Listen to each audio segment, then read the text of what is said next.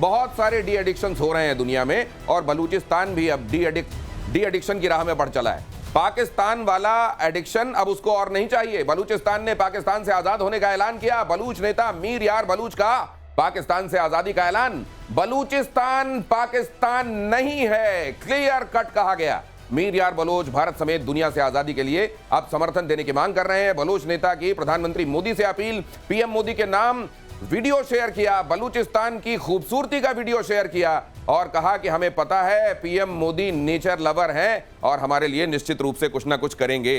ये दुनिया समझ गई है कि नेचर जहां अच्छा होता है पीएम मोदी उसकी तारीफ भी करते हैं, जहां नेचर में गुंजाइश होती है नेचर ठीक भी कर देते हैं। नेचर ठीक भी कर देते हैं और उनका खुद का नेचर फिर थोड़ा सा आक्रामक हो जाता है प्रधानमंत्री मोदी का। लेकिन मैं ये हम देख रहे हैं जो जी। अगर ये हिस्सा अब कह रहा है हम आजाद हैं, ये हिस्से के बगैर अब पाकिस्तान ऐसा कुछ दिखाई दे रहा है जी। जियोपॉलिटिकली जी पाकिस्तान के सामने क्या चैलेंजेस आप आते हुए देख रहे हैं? आप देखिए, एक बात तो बलूचिस्तान 3 जगह है, अफगानिस्तान में भी है, ईरान में सिस्तान बलूचिस्तान है, और ये इलाका जो बलूचिस्तान है पाकिस्तान का, this is 44% of Pakistan land mass. ठीक है, ये लिटरली ऑलमोस्ट आधा है, पूरा नहीं पर लिटरली ऑलमोस्ट आधा है। अगर बलूचिस्तान, ये क्वेटा है इसकी राजधानी, अगर बलूचिस्तान अलग हो जाता है पाकिस्तान से, आप मान के चलिए कि लगभग आधा पाकिस्तान टूट गया। ठीक, लगभग आधा पाकिस्तान टूट गया। उसके बाद सारे के सारे मिनरल रिसोर्सेज यहां पे हैं। मैं जियोपॉलिटिकली बता रहा हूं, सारे के सारे मिनरल रिसोर्सेज यहां पे हैं। दूसरी चीज यानी कि पंजाब जो है, पंजाब सूख जाएगा। पंजाब के पास सिर्फ पानी है, पानी के अलावा कुछ नहीं है पंजाब के पास।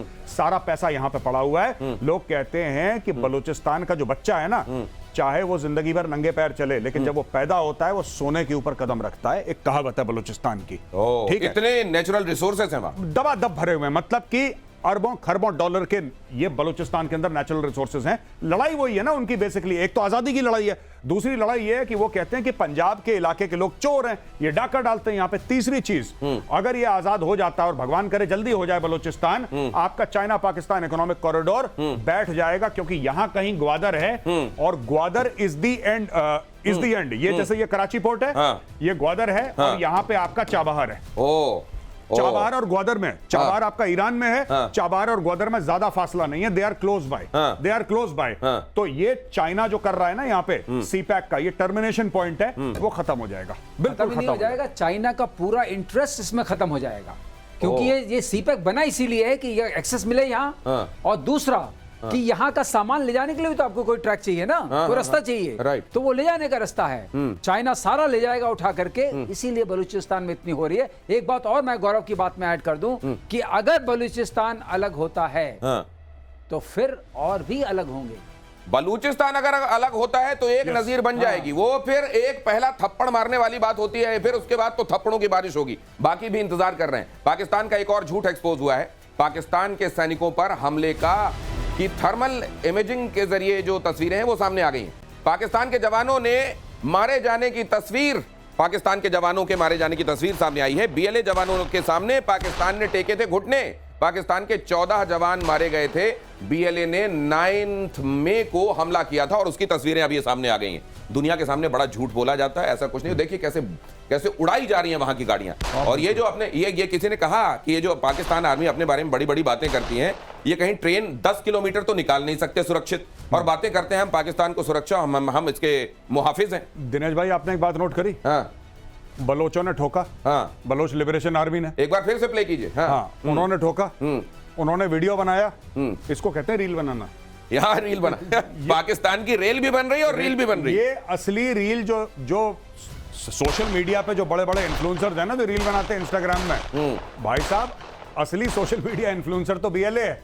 ये बना रहा है रील, देखो ये गिरा, ये गिरा और ये ठोक, आहा, एग्जैक्टली टू द पॉइंट। ये आ रही है गाड़ी, फिर से दिखा रही है, क्रॉसफायर में आया, ढबा, 1 गोली, 2 गोली, 3 4 5 6, ये गया।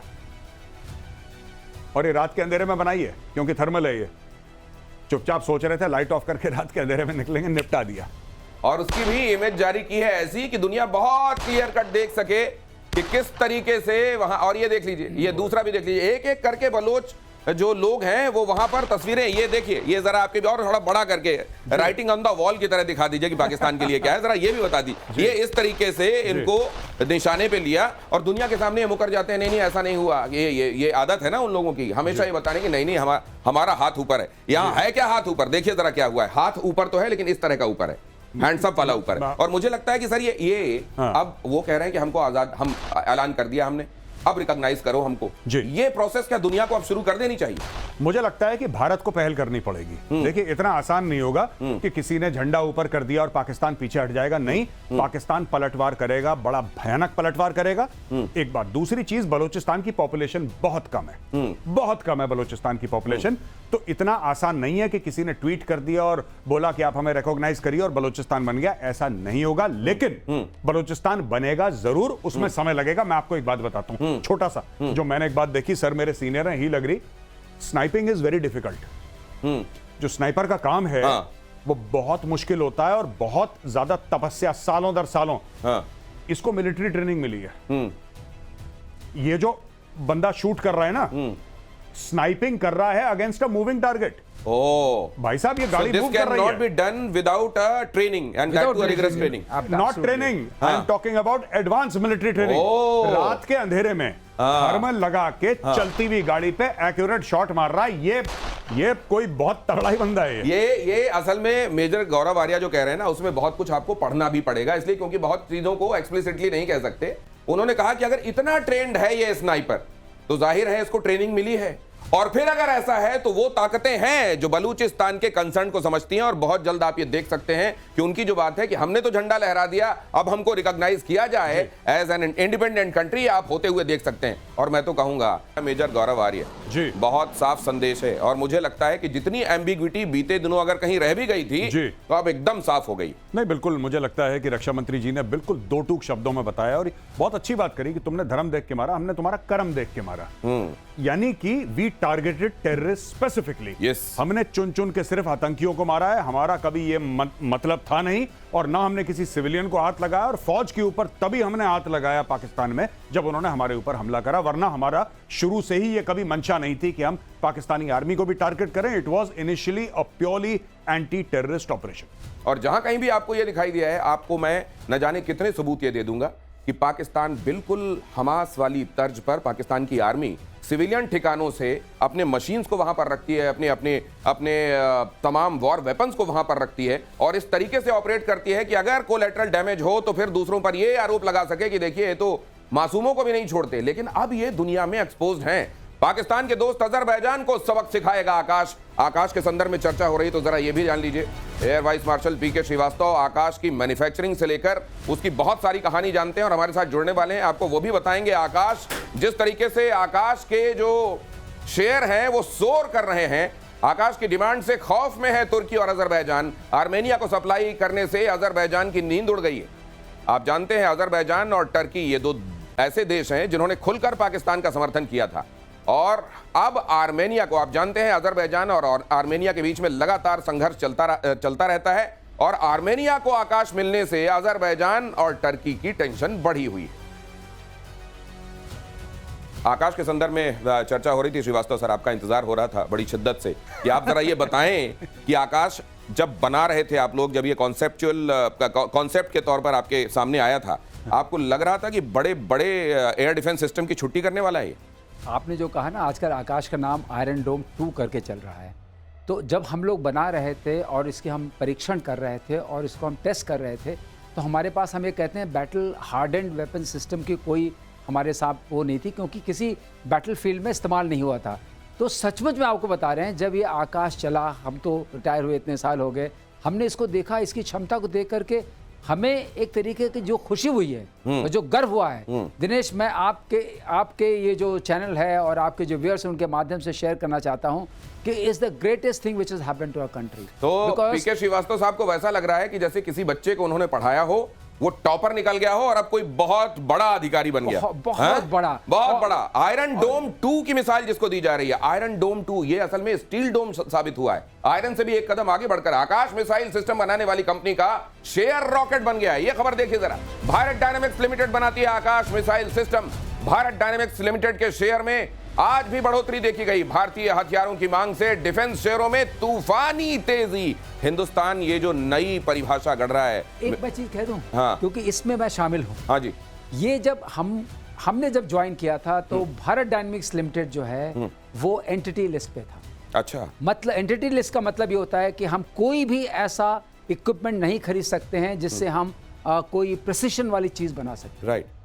फ्लो फॉर्मिंग एक ऐसा इक्विपमेंट है जिसकी जरूरत पड़ती है रॉकेट मोटर बनाने के लिए, जिसके बिना कोई मिसाइल बन नहीं सकती है। ठीक है। तो वो एक बहुत बड़ा अवरोध था, आप तो प्रतिशोध कहते हैं, वो बहुत बड़ा अवरोध था, लेकिन उसको हमने किसी तरीके से पूरा किया। उसके बाद हम एंटिटी लिस्ट से बाहर आए। तो हमारे मन में, हम लोग जब बोर्ड में बैठे तो हमने कहा कि हम सारे जो हमारे शेयर्स हैं वो गवर्नमेंट के पास हैं, क्यों नहीं थोड़े से पब्लिक में लाएं जिससे पब्लिक का पार्टिसिपेशन हो, उनके अंदर भी जोश आए। और आज देखिए शेयर ऊपर चढ़ रहा है और आपके माध्यम से सब लोग जान रहे हैं कि भारत डायनेमिक्स से शेयर खरीदो। नहीं तो ये दुनिया में जो हथियार निर्माता आज तक रहे थे, और दूसरा जब भारत ये कहता है ना कि भारत का अभ्युदय होगा तो पूरी दुनिया का मंगल होगा। भारत मिलिट्री इंडस्ट्रियल कॉम्प्लेक्स में वैसे यकीन नहीं रखता जैसे दूसरे देश रखते हैं कि कॉन्फ्लिक्ट पहले घाव पैदा करो और फिर मरहम बेचो। नहीं, जहां घाव हैं, मौजूदा घाव हैं, उनके लिए हमारे पास मरहम है, उनको ठीक करेंगे। क्या मैं ठीक कह रहा हूं मेजर गौरव आर्या? नहीं, बिल्कुल, आप बिल्कुल ठीक कह रहे हैं। और दूसरी एक और बात है ना कि किसी भी देश के, मैंने एक बात नोट करी है बड़ी, ये जो तुर्की की आजकल बात हो रही है दिनेश, मैं आपको बताता चलूं, बड़ा बुरा लगा क्योंकि जब हमने तुर्की की मदद करी थी ना, उसका नाम था ऑपरेशन दोस्ती। अब सोच लीजिए, आपने उनके सामने दोस्ती का हाथ बढ़ाया और आपको नहीं पता था वो हाथ नहीं है, वो सांप है, वो डस लेगा। आज की तारीख में वही मैंने वो इमेजेस देखी आज दोबारा जाके। ये ऑपरेशन लॉन्च करा इंडियन आर्मी ने, सबसे पहले भारतीय सेना वहां पे पहुंची, नेवी एयरफोर्स का पूरा, और वहां पे जाके हम लोगों को मलबे से निकाला। एक मेजर बीना तिवारी हैं, I hope I have the name of the officer correct, वो जा रही हैं। उनकी एक इमेज है कि बुढ़िया तुर्किश औरत उनको गले से लगा रही है और उनको आशीर्वाद दे रही है, और बड़ी हार्ट टचिंग इमेजेस थी। और आपको पता है उन लोगों ने क्या बोला कि हम आने वाली नस्लों को बताएंगे कि किस तरीके से भारतीय आए थे और भारतीयों ने हमारी मदद करी थी। ये बताया उन्होंने? ये लोगों खुद ने याद नहीं रख पाए, नस्लों को क्या बताएंगे? नहीं, सुनिए साहब, 2023 को ये बोला कि आने वाली नस्लों को बताएंगे, और 2025 में जो भारतीय शहरों के ऊपर जो ड्रोन मंडरा रहे हैं वो तुर्की के बनाए गए। ये मैं आपको बताना चाह रहा हूं। एक होता है कि आप कृतज्ञ होते हैं, और कृतज्ञता पर्सोनिफाइड कैसी होती है? आपके दुख में, आपके दर्द में, आपके यहां जलजला जब आया, भूकंप में आप सब नीचे दबे हुए थे, उस समय भारत ने हाथ बढ़ाया, दोस्ती का फर्ज निभाया, खुद बढ़कर यह पहल की, और आपने देखिए क्या किया। ऑपरेशन सिंदूर में मेक इन इंडिया के हथियारों की धाक, पाकिस्तानी ड्रोन्स को आकाश ने चटाई धूल। ये खबर देखिए, दुनिया का बेहतरीन एयर डिफेंस सिस्टम बनकर उभरा है आकाश। क्या है खासियत इसमें? जब तमाम दूसरों की बात की जाती है, इसकी एक वो यूएसपी क्या है जिसकी वजह से आकाश है? श्रीवास्तव सर, आकाश है क्योंकि ये टारगेट को समझ सकता है, ट्रैक कर सकता है और निशाने पर एकदम मार सकता तो है। यही तो बाकी भी करते यही बाकी नहीं कर पाते हैं। हम में एक प्रोबेबिलिटी होती है, आपको बता दें जितने एयर डिफेंस सिस्टम्स होते हैं, मिसाइल सिस्टम्स होते हैं, उस सब में एक प्रोबेबिलिटी ऑफ डिस्ट्रक्शन होता है। वो प्रोबेबिलिटी आपकी किसी की 86% है, किसी की 88% है, इसकी 96% प्लस है, जो अपने आप में एक अलग बात है। अगर आपने 2 लॉन्च कर दिए तो 99% है सैल्वो मोड में। तो ये है प्रिसिशन है इसकी खास बात। और दूसरी खास बात है कि और लोगों से कंपेयर करेंगे, इतना प्रिसाइज इक्विपमेंट जो इतना हाईली मोबाइल है और इतना अवेलेबल है, वो आपको सस्ते दामों में भी मिलेगा। तो न सिर्फ प्रिसीजन इतना खतरनाक कि लगभग अमोघ अस्त्र है कि निकला तो हिट करके टारगेट को नष्ट करके आएगा, और यह भी कि दूसरों से बहुत कॉस्ट इफेक्टिव है। तुर्की और अजरबैजान पर हिंदुस्तान के स्ट्राइक, अजरबैजान के दुश्मन नंबर 1 को दिए गए हैं हथियार। भारत के आकाश से अजरबैजान को एक साफ संदेश चला गया है, आर्मेनिया अब पहले से ज्यादा मजबूत है। ये जब यूएसएसआर का विघटन हुआ, असल में पाकिस्तान ने सबसे पहले रिकॉग्नाइज किया इसको, अजरबैजान को, कि हाँ तुमको देश के तौर पर हम मान्यता देते हैं। जैसे अगर मुर्गा बांग नहीं देता तो सवेरा नहीं होता, लेकिन मुर्गे की उस बांग को ऐसा आज तक निभा रहा है, अजरबैजान को भी समझ में नहीं आ रहा है कि वो किसको पाल रहा है। मेजर आर्या? नहीं, बिल्कुल, आपने बिल्कुल ठीक बोला। और ये पाकिस्तान का, देखिए पाकिस्तान क्यों करता है ये सब, मैं आपको बताता हूं। पाकिस्तान का कोई लेना देना नहीं है, ना पाकिस्तान अजरबैजान को सपोर्ट कर सकता है, ना पाकिस्तान अजरबैजान को कुछ दे सकता है। हाँ, ये कह सकता है कि हाँ ठीक है, हमने आपको सबसे पहले डिप्लोमेटिक मान्यता दी, आप एक काम करिए, JF-17 हमसे खरीद लीजिए। तो पाकिस्तान पुश भी कर रहा है, लेकिन पाकिस्तान कुछ देने की हालात में नहीं है उसको। Pakistan cannot give anything. Pakistan सिर्फ दूर से so called diplomatic support, so called के ओआईसी में जाएंगे, ऑर्गेनाइजेशन ऑफ इस्लामिक कोऑपरेशन, वहां पे जाके पाकिस्तान बोल देगा हम आपके साथ खड़े हैं, एक अपना जो वोट बनता है वोट दे देगा। उससे ज्यादा पाकिस्तान से आप उम्मीद ना रखिए। हम बहुत जा रहे थे बाकू, लेकिन अगर आपका चरित्र होगा जैसे कि एक डाकू तो फिर आप सावधान रहिए। अब आकाश में भी निगाह रखिए। और तुर्की के खिलाफ भारत की एक और स्ट्राइक। तुर्की की कंपनी सेलेबी एविएशन से करार रद्द। सेलेबी एविएशन के साथ भारत का करार रद्द। भारत में 9 एयरपोर्ट्स की ग्राउंड हैंडलिंग देखती रही है कंपनी। तो सेव बंद, मार्बल बंद, मकलावा बंद, साथ में वहां शूटिंग बंद। और अब यह भी देख लीजिए कि यहां जो एयरपोर्ट संभालने का काम जो मिला हुआ था साझेदारी में, वो भी बंद, क्योंकि यहां ये जनभावना इसको लेकर लगातार उबाल मार रही है कि अब वो लोग बिल्कुल बर्दाश्त नहीं है जिन्होंने हिंदुस्तान के साथ वफादारी नहीं निभाई। नहीं, बिल्कुल। और भारत ने, मुझे ऐसा लगता है कि बहुत ज्यादा कॉम्प्रोमाइज करा है, क्योंकि तुर्की जो पाकिस्तान प्रेम है उसका नया नहीं है, आज से नहीं, शुरू से ही पाकिस्तान प्रेम है। और जिस तरीके से तुर्की अपने कमेंट्स पास करता है कश्मीर को लेकर, जिस तरीके से वो वोटिंग करता है, ये किसी से ढकी छुपी बात नहीं है। फिर भी भारत ने कॉम्प्रोमाइज करा। भारत ने बोला कोई बात नहीं, आप हमारे खिलाफ भी अगर बोलते हैं आपका अधिकार है बोलना, लेकिन जब आप ऐसे यंत्र देंगे, ऐसे तंत्र देंगे पाकिस्तान को जिससे भारतवासियों की जान जाएगी या जा सकती है, उनके जान और माल को खतरा हो सकता है, फिर भारत को एक्शन लेना था। लेकिन सबसे बढ़िया बात दिनेश मैं आपको बताऊं, सरकार के पहले लोगों ने एक्शन ले लिया। आपने बात नोट करी है? जी, सरकार ने बाद में ये रद्द करा। सरकार को क्योंकि टाइम लगता है, 2-4 दिन सोचे, लोगों ने बोला कैंसिल, सब कुछ कैंसिल। और वहां पे टूरिज्म को पड़ रही है मार। और सोशल मीडिया पे तुर्की वाले ये पूछ रहे हैं कि भाई साहब हमसे गलती क्या हो गई? गलती वही हो गई जब ऑपरेशन दोस्ती था ना, दोस्ती निभा लेते तो बहुत फायदा। पहले करता था हिंदुस्तान ऐसा। वो साधु के बारे में आपने सुना होगा जिसने बिच्छू को 6-7 बार हाथ में लिया। वो हर बार डंक मारता था और वो छोड़ देते थे, फिर उसको हाथ में लेकर पानी से बचाने की कोशिश करते थे। किसी ने पूछा ये क्यों, तो कहा मैं साधु हूं, मैं अपना स्वभाव नहीं छोड़ सकता। ये बिच्छू है, अपना स्वभाव नहीं छोड़ रहा है। लेकिन अब ये परिभाषाएं बदल गई हैं। अब वो जो पृथ्वीराज चौहान, अब जो मोहम्मद गौरी को माफ करने वाली बातें आप देखते हैं ना, अब 3 दिन बीत गए हैं, विनय न मानत जलद जड़।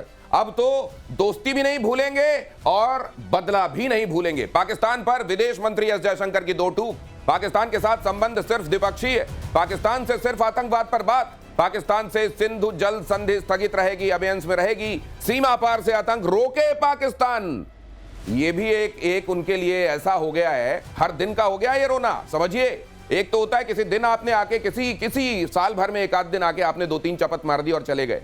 एक हर दिन पता नहीं है कि आज सूखा रहेगा, आज पानी आएगा कि बाढ़ आ जाएगी, ये नहीं मालूम है। और ऐसी स्थिति में जीना पाकिस्तान के लिए बहुत बहुत दुश्वार है। ये कितना मुश्किल है, ये मेजर गौरव आर्य आपको बताएंगे। नहीं, एक और चीज, अब पाकिस्तान में जो असली डिलेमा है पाकिस्तान में, जिसमें वो पड़ गए हैं कि भैया एक दिन ठीक है, सोमवार के दिन पियोगे, बुधवार के दिन दोगे, फिर उसके बाद सैटरडे को पियोगे। ये हो गया है आप दोनों काम नहीं कर सकते पाकिस्तान में साहब। जिस दिन मोदी जी ने रोक दिया उस दिन रोक दिया, जिस दिन छोड़ दिया उस दिन धो लिया, फिर मोदी जी ने रोक दिया फिर छोड़ दिया। तो ये चल रहा है पाकिस्तान में। अब रोक रहे हैं, छोड़ रहे हैं पानी। तो जब तक उनको गर्मी लगती है पंखा गायब हो जाता है, और जब तक ठंड लगने वाली होती है कंबल छीन लिया जाता है। और ये जारी रहेगा। भारत पाकिस्तान में सीज फायर वाले बयान से पलटे ट्रंप। एक और देखिए, ट्रंप पता नहीं, मुझे लग रहा है कि ट्रंप को भी इस समय उन्होंने भी एक रिकॉर्ड कायम करने का सोच लिया है। ऐसे बयान दूंगा मैं, और शायद हो सकता है भाई साहब, आज की दुनिया जो है अनप्रिडिक्टेबिलिटी को सलाम करती है। कब कौन क्या कर दे, ऐसे लोग जो होते हैं ना, उनको आप देख लीजिए। नॉर्थ कोरिया समझ में नहीं आता, दुनिया हमेशा सहमी रहती है। ट्रंप कभी समझ में नहीं आते कि जो कहा है उस पर टिकेंगे कि नहीं। उनकी भी ये वैल्यू बन गई है। अपने बयान से पलट गए हैं एक बार फिर से। कतर में अमेरिकी राष्ट्रपति ट्रंप का बयान, मैंने भारत पाक के बीच में मध्यस्थता नहीं कराई, सिर्फ तनाव सुलझाने में मदद की थी। सुन लीजिए।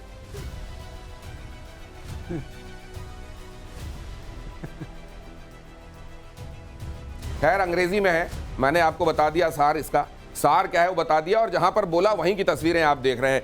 ये मुझे लगता है कि ये ट्रंप जो है, ये इनको याद किया जाएगा। ये लेगेसी कहते हैं ना कि आप उस मोड में आ जाएं कि फिर आप लेगेसी की चिंता करके, मुझको लगता है ये वो लेगेसी छोड़ने वाले हैं कि जिसको दुनिया कभी समझ ना पाई, वो थे ट्रंप। भाई साहब, एक होता है यू टर्न, एक होता है शार्प वी टर्न। इस भाई का ओ टर्न है। इसका कुछ नहीं पता। ये दोपहर को 12 बजे क्या बोलता है, 3 बजे क्या बोलता है। अभी तो डंके की चोट पे पूरी दुनिया को बता रहा था कि मैंने दोनों को बोला, देखो तुम्हें ट्रेड का फायदा होगा। याद है आपको उसका बयान? बिल्कुल। देखो तुम्हें ट्रेड का फायदा होगा, न्यूक्लियर वॉर रोक दिया। मैंने ट्रेड की बात की, दोनों मान गए। अच्छा, फिर ये दोनों मिलेंगे एक तीसरी जगह न्यूट्रल ग्राउंड में मिलेंगे। अब फिर प्रधानमंत्री मोदी जी आए, उन्होंने बोला, मोदी जी ने बोला कि ये सब कुछ नहीं होने वाला। अब ट्रम्प कंफ्यूज कि भैया मैंने तो इतनी बड़ी बड़ी बातें छोड़ दी थी यहाँ पे, अब ये मुझे सीरियसली ले रहे। अब ट्रम्प गया वहां पे जहां पे अपने मरीन्स और सोल्जर्स के साथ बैठा है और बोला हमने तो ऐसा कुछ करा। देखो साफ मुकर जाओ, ये भी पाकिस्तान से इसने सीखा है। जैसे पाकिस्तान को खूब मारा, पाकिस्तान को खूब मारा, मार मार के दौड़ाया, घसीटा, मारा, पाकिस्तान कहता हम जीत गए। अच्छा ये चीज आप कभी समझ नहीं सकते क्योंकि नॉर्मल आदमी ये सब चीज नहीं समझता। आपने पाकिस्तान को मारा, आपने उसके 11 एयरफील्ड या जितने भी थे ध्वस्त कर दिए, आपने उसको बहुत नुकसान पहुंचाया, जैश ए मोहम्मद, लश्कर तैयबा मार मार के तबला बजाया और उसके बाद पाकिस्तान कपड़े झाड़ते हुए आया, कह रहा भाई साहब जीत गए, निकालो शाहिद अफरीदी को अलमारी में। अलमारी में है वो, निकालो उसको अंदर, उसको बैठाओ गाड़ी के अंदर, झंडा पकड़ाओ पाकिस्तान का, झंडा लहराएगा, बोलेगा हम जीत गए जीत गए जीत गए, रिपीट करो सब जीत गए सब। अब ये ट्रंप ने वहीं से तो सीखा पाकिस्तान से। अब ट्रंप कह रहा मैंने कुछ करवाया है नहीं, ये तो मजाक चल रहा था, क्या जस्ट जोकिंग, कहानी खत्म। ये है, इसी को कहते हैं ट्रम्प कार्ड कि भाई साहब ये मुझे लगता है कि ये पाकिस्तान के पास झूठ की जो किताब है उससे 2-3 पन्ने इन्होंने फाड़े और वो लेके आ गए हैं। उनके पास कार्बन कॉपी बची है। अब देखते हैं आइंदा ये कंपटीशन कौन जीतता है। और पाकिस्तान की फिर से इंटरनेशनल बेइज्जती हुई है। पेंटागन के पूर्व अधिकारी ने पाकिस्तान की धज्जियां उड़ा दी हैं। भारत के सामने पाकिस्तान की करारी हार हुई है। डरे कुत्ते की तरह भागा फिर रहा था पाकिस्तान। एग्जैक्टली यही कहा, लिटरली। सुन लीजिए, ईश्वर के यहां भी अगर FIR लिखी जा रही होगी ना, अगर भगवान के दरबार में, तो कुत्ता और गधा ये जाके लिखाने वाले हैं कि भाई साहब हमारे ऊपर ये मानहानि का मुकदमा लिखिए। ये जो हम पाकिस्तानियों से तुलना कर करके कभी गधा कभी कुत्ता, ये जो आप कुत्ते से ज्यादा वफादार किसी को देखते हैं, गधे से ज्यादा मेहनती किसी को आप देखते हैं? पाकिस्तानी कुत्ता और पाकिस्तानी गधा कैसे कहा जा सकता है? मुझे लगता है। एक बात बताइए, क्या हम इस कुत्ते को, ये कौन सा कुत्ता होगा? ये या कोई लैब्राडोर होगा या खुजली वाला होगा, कौन सा कुत्ता होगा? ये आपने कई बार कहा है जी, ये वो जो देसी वाला दिखता है लेकिन उसकी पूंछ काट के डॉबरमैन बना दिया जाता है, नकली वाला। ये नकली वाला है। ये नकली वाला है। लेकिन एक बात जो आप लोग लगातार कहते रहे, दोनों ही कहते रहे हैं कि इसको साइक्लिक कीमोथेरेपी की जरूरत है। इसको हर कुछ दिन में, ये कैंसर से तुलना जो आपने की है, ये आज माइकल रूबिन भी कर रहे हैं। नहीं बिल्कुल, इनको सर ये पाकिस्तान को मैं बार बार ये कह रहा हूं, और अगर लोग कहते हैं ना कि वॉर मॉन्गरिंग ये सब, नहीं, ये फैक्ट है भाई, इसमें कोई वॉर मॉन्गरिंग नहीं है, प्रैक्टिकल बात है। पाकिस्तान कोई गड़बड़ करे ना करे, पाकिस्तान आतंकी गतिविधि करे ना करे, पाकिस्तान बहुत प्यारा बच्चा बनके चुपचाप बैठा रहा है, फिर भी पाकिस्तान को डोज मिलते रहना चाहिए। ये पूरा एक एंटीबायोटिक का साइकिल है। 5 दिन के एंटीबायोटिक देते हैं डॉक्टर साहब, 5 दिन की। ऐसा ना हो कि 2-3 दिन खाने के बाद आपकी तबीयत ठीक हो जाए और आप बोले नहीं मैं दवाइयां बंद कर रहा हूं। No, not at all.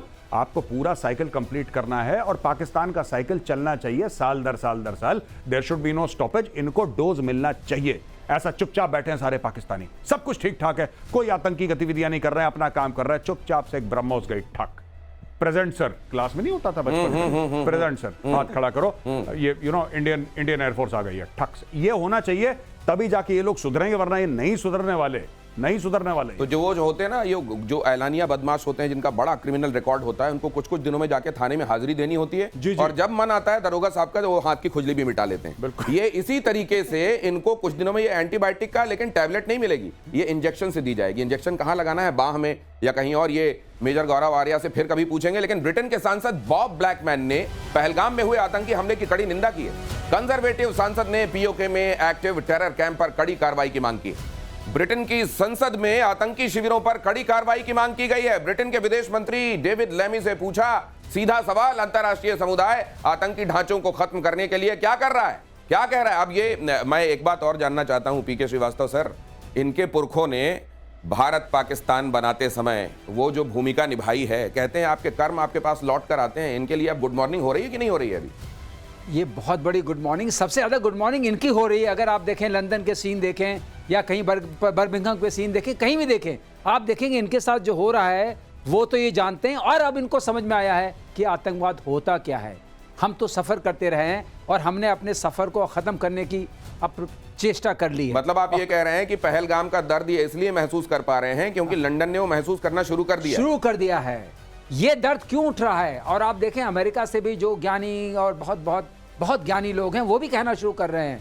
और एक बात मैं आपसे कहूं जो सीरियसली, ऑन सीरियस नोट, अब लोगों को समझ में आ गया है कि इंडिया का जो पावर स्ट्रक्चर है, जो भारत की सुरक्षा तंत्र है और जो भारत का सिक्योरिटी आर्किटेक्चर है, अब पाकिस्तान को नेस्तनाबूद कर सकता है। अब लोगों के सामने एक प्रश्न जरूर है कि इसके पास जो न्यूक्लियर वेपन्स हैं वो कैसे सुरक्षित रहें, अब सवाल हट गया है। और एक बात और हट गई है कि इसकी धमकी दे करके, न्यूक्लियर वेपन्स की धमकी दे करके आप हमें आपको पनिश करने से नहीं रोक सकते हैं। ये जो 9 जगह ठिकानों पर हमला हुआ था और हमने कहा था कि हम सिर्फ इस पर कर रहे हैं, न तो सिविलियन स्ट्रक्चर पर कर रहे हैं, न मिलिट्री पर। अगर आप सोचते हैं कि ये काफी है तो आप लौट के मत आइए, लेकिन ये तो इनकी कोर है, जिहादियों की कोर है। और एक चीज और बता दूं, मुझे बताने का मन कर रहा है कि जिहादी अफीम जब से इनको पिलाई है, आप देखिए इनका जीडीपी गिरता गया, इनका पर कैपिटा इनकम गिरता गया। ये मैं पाकिस्तान के अवाम से बोल रहा हूं। और जिस देश की सेना जिहादी होती है वो देश कभी तरक्की नहीं कर सकता। कैंसर है, ऐसा बोला है। ये सुन रहे हैं ना पाकिस्तान में लोग। जम्मू कश्मीर के त्राल में सुरक्षा बलों ने 3 आतंकियों को फिर मारा आज। तीनों आतंकी एक मकान में छिपे हुए थे। सुरक्षा बलों ने ड्रोन की मदद से ढूंढा और ठोक दिया। मारे गए आतंकियों में टॉप कमांडर आसिफ शेख भी शामिल है। आतंकी आमिर नजीर वानी, यावर अहमद भट्ट भी ढेर। एक एक करके चुना जा रहा है, तलाशा जा रहा है। इस तरफ जो चल रहा है जरा उस पर भी बताइए मेजर गौरव आर्य। नहीं, बिल्कुल। ये त्राल जो है, त्राल एक ज़माने में हॉटबेड हुआ करता था और लोग कहते हैं कि बुरहान वानी जो था हिजबुल मुजाहिदीन का, उसका भी ताल्लुक त्राल के आसपास ही किसी इलाके का था। ये देखिए हिंटरलैंड के ऑपरेशंस है ना, ये लगातार अब तेजी पकड़ रहे हैं हिंटरलैंड के। और ये जितने भी ऑपरेशन कर रही है इस वक्त राष्ट्रीय राइफल्स कर रही है, साथ में SOG special operations group of Jammu and Kashmir, police और साथ में सीआरपीएफ, ये तीनों मिलके करते हैं। और हिंटरलैंड में तीनों के तीनों जो हैं ये पीछे पड़ गए और ये नहीं बचेंगे। मैं आपको बता रहा हूं, ये कहीं नहीं जा रहे। वहां पे line of control absolutely seal हो गई है और वहां पे हैप्पी दिवाली चल रही है, पहली चीज। दूसरी चीज, हिंटरलैंड यानी कि जो पीछे वाले इलाके हैं, पीछे वाले इलाके में ठोकम ठोकी चल रही है इस वक्त। ढूंढो, एक एक को ढूंढो, चुन चुन के निकालो, चुन चुन के ठोको, दैट इज इट। इनका यही इलाज है। और मैं तो ये भी रिक्वेस्ट करूंगा, राइट, कि वहां पे बहुत जरूरी है कि कश्मीर में, पूरे कश्मीर में एक डी रेडिकलाइजेशन और डी एडिक्शन कैंपेन शुरू करनी चाहिए सरकार को। वो क्यों मैं कह रहा हूं आपको दिनेश, पता है क्या, बहुत सीरियस मामला है वहां पे। पाकिस्तान ड्रग्स भेजता है वहां पे और कश्मीर में ड्रग्स की, जैसे पंजाब में ड्रग्स की प्रॉब्लम है, आपने उड़ता पंजाब, कोई बॉलीवुड वाला पिक्चर बनाएगा एक दिन, उड़ता कश्मीर। कश्मीर में ड्रग्स की बहुत ज्यादा प्रॉब्लम है। और जो तो ये ज्यादातर जो बंदूक लेके निकल जाते हैं वो इसी की वजह से निकल जाते हैं क्या? वो जो आप कह रहे हैं जिहाद की जो अफीम, ये लिटरली हो रहा है क्या? This is narco terror. मैं आपको बताता हूं, आज से कुछ साल पहले की बात है, बिफोर एब्रोगेशन ऑफ आर्टिकल 370, मैं श्रीनगर में था तो मुझे एक बंदा मिला है। हम लोग इनोवा में बैठे थे तो पीछे आया वो बैठ के, और किसी हमारे सोर्स ने उससे मुझे बातचीत करवाई। उसका मैं नाम अशफाक बोलूंगा, उसका सच्ची में नाम अशफाक नहीं है। ये बंदा वहां पे था तो इसने, वो पीएचडी अपनी परस्यू कर रहा था, पीएचडी। और एक्चुअली आपको पता है कौन था अशफाक? वो अशफाक नहीं है उसका रियल नेम। वो जो बंदा था वो एक्चुअली पत्थरबाजों का वो सरगना था और उसको पैसे मिलते थे, वो 500-500 रुपए देता था। उसके पास व्हाट्सएप ग्रुप थे, वो व्हाट्सएप ग्रुप में पत्थरबाजों को बुलाता था। ये मैं आपको बता रहा हूं। तो ये जो इकोसिस्टम है रेडिकलाइजेशन का, मैंने उससे पूछा, मैंने बोला अशफाक भाई आप एक बात बताओ कि ये पत्थरबाज तो हैं, 2-2 घंटे तक फेंकते हैं, कितना भी फिट फास्ट बॉलर हो, कितना भी फिट फास्ट बॉलर हो, वो 4 ओवर के बाद तो उसकी इतनी लंबी जीभ निकल जाती है, वो ये कैसे आधा-आधा पौन-पौन घंटे फेंकते हैं? उसने अपनी जेब से मुझे पुड़िया निकाल के दिखाई। ये मेरे साथ हुआ है। उसने जेब से पुड़िया, पीछे मुड़ के देखा, वहां पे पुड़िया थी। कहता है जादू की पुड़िया है। मैं समझ गया वो क्या बोल रहा। उसने ये नहीं बोला कि मेरे हाथ में ड्रग है, उसने कुछ नहीं बोला, उसने सिर्फ ये बोला मेजर साहब ये जादू की पुड़िया है, इससे होता है ये सब। उस दिन मुझे पता लगा और फिर मैंने और पता लगाया, मैं खुल के बोल रहा हूं, मैंने जेएनके पुलिस से बात करी। I met the top officials of J and K police और उन लोगों ने बताया कि उनका एक डी एडिक्शन सेंटर भी चलता है, बटमालू एक जगह है श्रीनगर में। तो वहां पे जेएनके पुलिस का बड़ा शानदार एक डॉक्टर खान साहब हैं और बहुत hero, he is a hero for society. Doctor Khan साहब बड़े, उनको बहुत बड़े जॉब भी मिल रही थी दिल्ली में, उन्होंने सब कुछ छोड़ दिया डॉक्टर खान ने और बोला कि मैं अपने लोगों की खिदमत करूंगा। तो वो डॉक्टर खान ने मुझे खुद बताया, मेरी काफी साल से उनसे राब्ता नहीं हुआ, लेकिन डॉक्टर खान ने मुझे बताया कि बहुत ज्यादा प्रॉब्लम है और वो पूरी जम्मू और कश्मीर पुलिस मेहनत करे। तो डी एडिक्शन और डी रेडिकलाइजेशन आपको करना है, उसके बिना प्रॉब्लम सॉल्व नहीं होगी। De addiction, de radicalisation, radical होने की प्रोबेबिलिटी और ज्यादा बढ़ जाती है जब उसको आप नशेड़ी बना देते हैं। आपकी कही हुई हर बात पर फिर वो नशेड़ी जो है वो वैसे ही नाचता है जैसे बीन के आगे सांप, क्योंकि उसके सामने और कोई चारा नहीं होता और वो और जहरीला होता चला जाता है। ये खबर देखिए जरा,